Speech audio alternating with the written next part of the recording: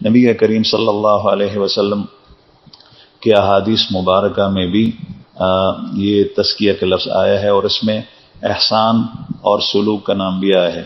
چنانچہ حدیث جبریل ہے جس میں احسان کا لفظ آیا ہے۔ حضرت جبریل علیہ السلام ایک مرتبہ نبی کریم صلی اللہ علیہ وسلم کے پاس تشریف لائے۔ یہ حدیث مبارک احادیث کی کتابوں میں ہے اور صحیح بخاری کے اندر بھی ہے۔ جبریل علیہ السلام نے چند سوالات کیے اور نبی کریم صلی اللہ علیہ وسلم نے اس کے جوابات دیے۔ ایک سوال ایمان کے بارے میں کیا تھا، ایک اسلام کے بارے میں کیا تھا، مل ایمان، آپ صلی اللہ علیہ وسلم نے جواب دیا۔ پھر سوال ہوا مل اسلام، اسلام کیا چیز ہے، آپ نے جواب دیا۔ پھر سوال ہوا مل احسان، یہ احسان کیا چیز ہے؟ آپ صلی اللہ علیہ وسلم نے ارشاد فرمایا الاحسان ان تعبد ربک کانک تراہ فإن لم تکن تراہ فإنہ یراک۔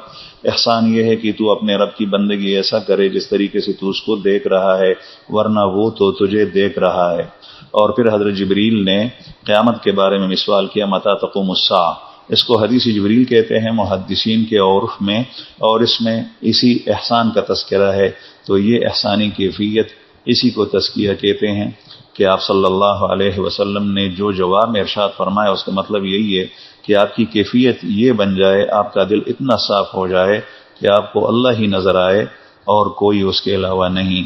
تو یہ اسی تصوف کے اندر ہوتا ہے۔